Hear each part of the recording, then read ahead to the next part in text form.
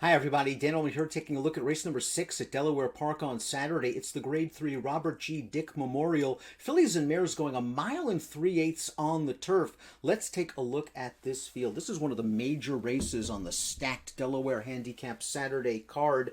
And you see some very familiar names in here. Horses that performed well in this race last year. Luck Money finished second. Temple City Terror finished troubled third. Temple City Terror has really done well in her last several races, coming off a win in the Kirtana, and in some ways, she is the horse to beat. But we'll take a look at the time-form U.S. pace projector first, and I do have to agree that Key Biscayne, coming off a gate-to-wire win over the Tapeta surface at Gulfstream Park, is going to be one of the main pace protagonists, but there's an outside chance that this pace heats up. The 6 Stand Tall has some tactical speed and can be close. The 7 Whimsical Muse, the 8 Gladys, these are horses that have shown tactical speed in the past. I don't think they're going to be going blazing flightline-like fractions, but maybe the pace will be solid and fair for all. And we'll begin with Key Biscayne, the number 1 in here, a horse that did score last time out, albeit over a weak group in that off-turf race. We're going to watch that performance right now from Key Biscayne, and it was really a nice ride from Amazie El Jaramillo. Got her to the front, went 114 and 1 for 3/4, and she sprinted on home. They've tried her at various distances in her career. I think she might be slightly better at middle distances, but they're going to stretch her out. She does have good early speed. She does seem to be in good form. A major caveat, though, is she's only 1 for 17 lifetime on turf. Maybe she's slightly better on the synthetic track, and it's interesting to note she's also 3 for 4 on dirt. The 2 is Belle Belisa, going out for the great trainer Michael Dickinson, a very lightly raced 4-year-old capable of doing a better. We're going to watch her most recent start, second level allowance at Monmouth Park, and she got wired on a slow pace in this race, and she's still trying very hard to finish second behind Tass, who's a solid horse. So I think the race scenario and shape worked against Belle Belisa in this race. They went 49 and 2 for the half and a mile in a 16th event, and the leader just got too much of a jump on Belle Belisa turning into the stretch. This horse looked very, very good, dominating a group at Laurel 2 starts back, going a mile, stretching out to a mile and a 3/8.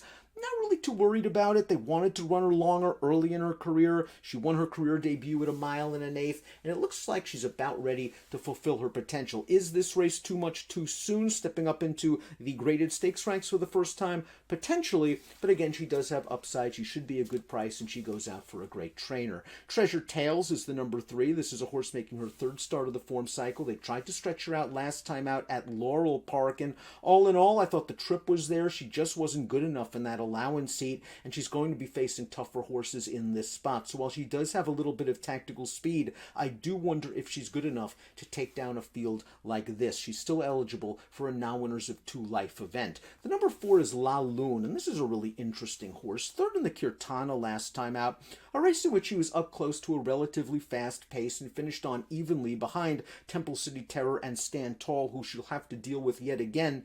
But what's interesting to note about La Lune is this is going to be her first race in North America with Lasix on turf. She's run once with Lasix in the past. That was over the synthetic surface in the Maple Leaf Stakes. And A, I'm not sure she likes the synthetic as much as she likes the turf. And B, I don't think she had a really ideal trip in that race. She does have tactical speed. She likes distance. She's looking for her first win in North America. But La Lune is a horse that might fall through the cracks from a wagering standpoint. And she has run several races that make her very interesting and competitive.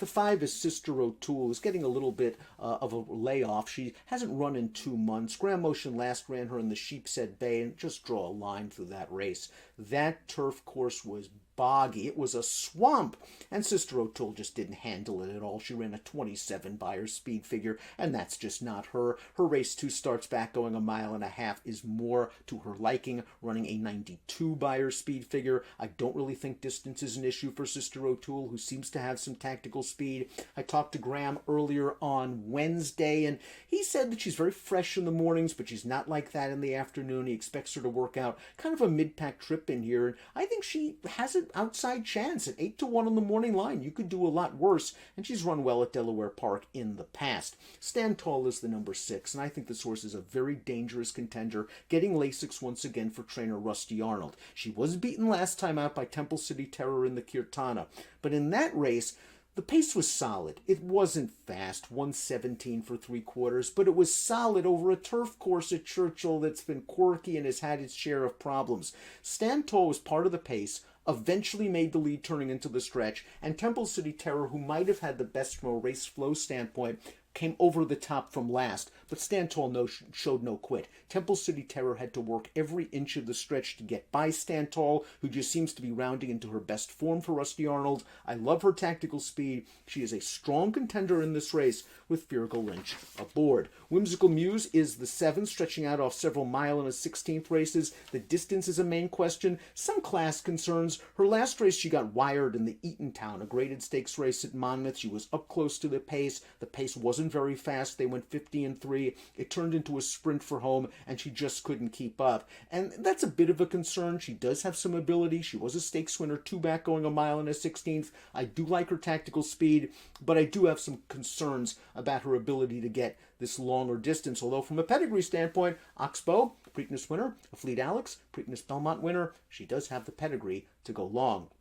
Gladys is the number 8, and Gladys last time out just did not have a good trip. And you can click on the short comment link in your Formulator Past Performances to watch that video. It just didn't work out, just didn't look comfortable. This is a filly that likes to get close to the pace. And when I talked to trainer Kelsey Danner before the race at Parks, she was heartened by the fact that this horse came from off of it to win 2 starts back at Churchill Downs and gave this horse a new dimension. Just seemed a little uncomfortable last time out in the early portion of that race, being in behind horses. So I wouldn't be surprised if Jamie Rodriguez, one of the better riders in the Mid-Atlantic, gets Gladys out there. And if not right out on the lead, very close to it. I'm not worried about the longer distances for this horse. I think that she's going to be okay at those longer distances. And when she got to the lead earlier this year against some good horses, she held on a long way against the likes of the unbeaten Bleecker Street, one of the top older filly and mare turf horses in the country. Pace presence, I think, the 8 Gladys at a decent price.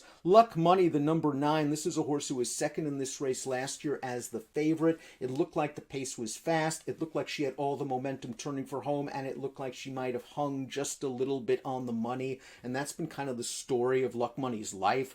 3 for 19 lifetime, 7 seconds, 4/3. It's frustrated Arnaud Delacour. I talked to him on Wednesday.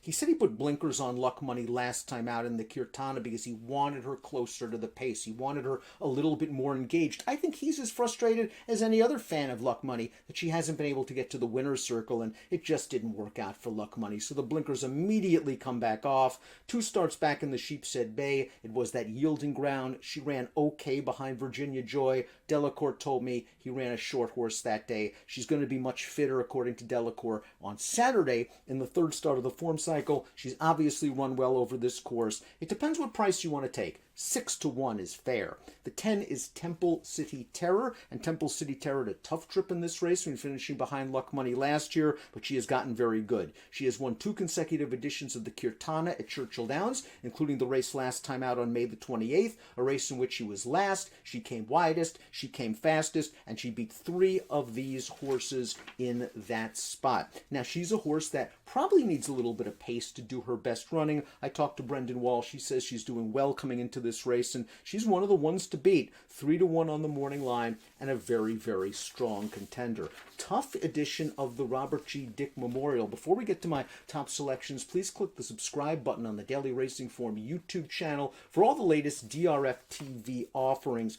When I made my picks, I went with Luck Money. I'm a fan of hers. Do I trust her completely? No. Do I want to take much less than the 6-1 in the morning line? No. But she was favored in this race last year. She ran well. And maybe the blinkers off, just going to wake her up as she makes her 3rd start of the form cycle. I do respect Temple City Terror. I thought she had all the best of it from a pace standpoint last time out. So a horse that I do want to use in single race exotics is the horse that ran 3rd in the Kirtana, Stand Tall. I really think she could be the key to this race. Great card at Delaware Park on Saturday, headlined by the Del Cap at a mile and a quarter. Good luck.